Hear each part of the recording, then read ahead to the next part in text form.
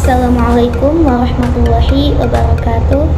Perkenalkan, nama saya Dede Lutfi Rosmiati dengan NIM 23811300823 dari kelas B22.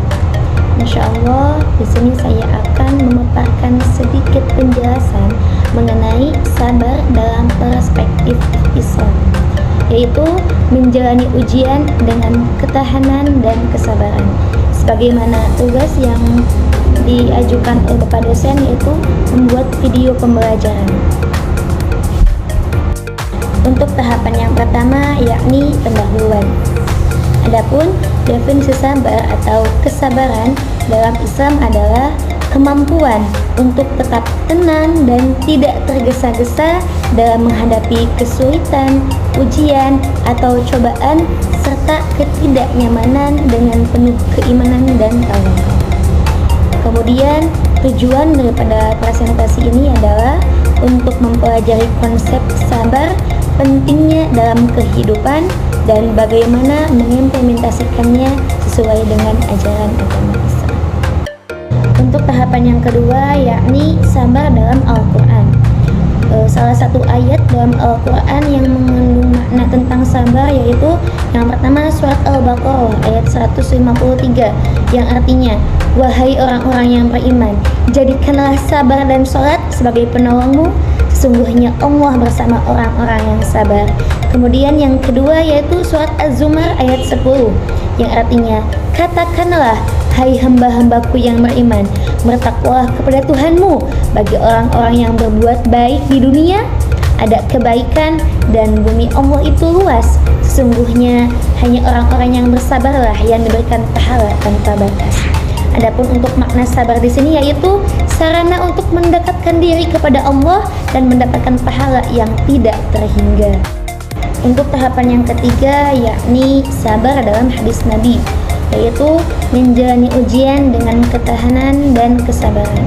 Adapun hadis Nabi yang menjelaskan tentang sabar yaitu yang artinya sesungguhnya besarnya pahala tergantung kepada besarnya ujian, dan sesungguhnya Allah apabila mencintai suatu kaum, Dia akan menguji mereka.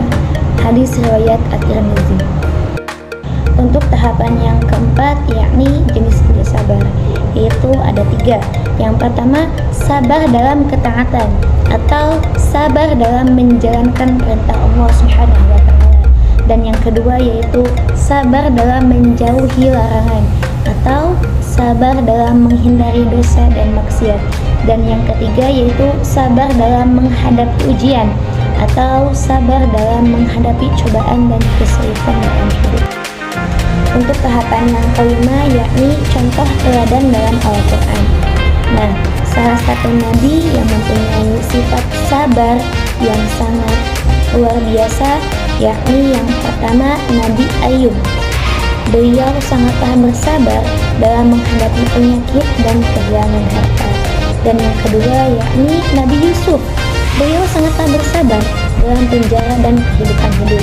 Nah, pelajaran yang dapat kita ambil dari contoh kesabaran yang dimiliki oleh Nabi Ayub dan Nabi Yusuf yaitu mereka sangatlah sabar.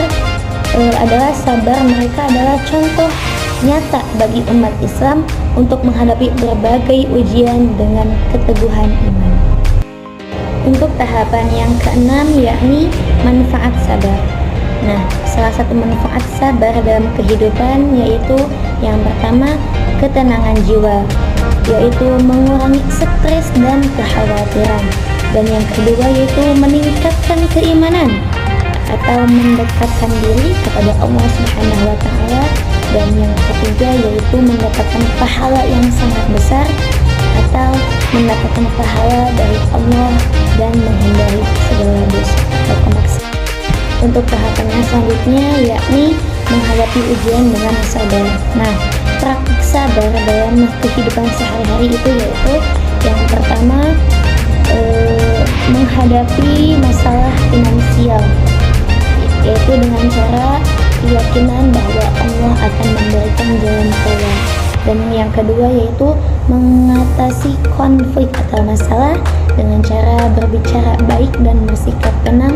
Dan yang ketiga yaitu menanggapi kritikan dengan cara menerima dan memperbaiki diri tanpa emosi yang berlebihan. Nah, contoh daripada masalah finansial yaitu membuat rencana keuangan dan berdoa. Dan contoh daripada konflik atau masalahnya yaitu mencari solusi damai dan saling memahami satu dan lainnya. Untuk tahapan berikutnya yaitu cara mengembangkan sabar. Nah, langkah-langkah yang tepat untuk kita mengembangkan rasa kesabaran dalam hati kita, yang pertama yaitu dengan cara meningkatkan keimanan atau memperdalam pengetahuan agama dan memperbanyak berdoa. Dan yang kedua yaitu bersyukur dengan cara menghargai segala nikmat yang Allah berikan dan tidak banyak mengeluh. Adapun tips untuk kita mengembangkan rasa kesabaran dalam diri kita, yang pertama yaitu dengan cara berdoa, memohon kepada Allah Subhanahu wa taala untuk diberikan ketahanan hati. Dan yang kedua dengan cara memperbanyak berzikir, yaitu dengan membaca zikir dan ayat-ayat Al-Quran yang menenangkan hati. Kesimpulan yang dapat kita ambil yakni sabar adalah kunci untuk menghadapi berbagai tantangan hidup dengan ketenangan dan keimanan. Dengan sabar, kita dapat memperkuat hubungan dengan Allah, meningkatkan kualitas hidup, dan mendapatkan pahala yang sangat besar. Malah kita tingkatkan kesabaran dalam setiap aspek kehidupan kita dan memohon kepada Allah Subhanahu wa taala untuk memberikan kita kekuatan dalam menghadapi setiap kesulitan dan ujian. Mungkin sekian yang dapat saya sampaikan. Mohon dan lebihnya harap dimaklum dan dimaafkan. Billahi taufiq wal hidayah wa ridwan inayah. Wassalamualaikum warahmatullahi wabarakatuh.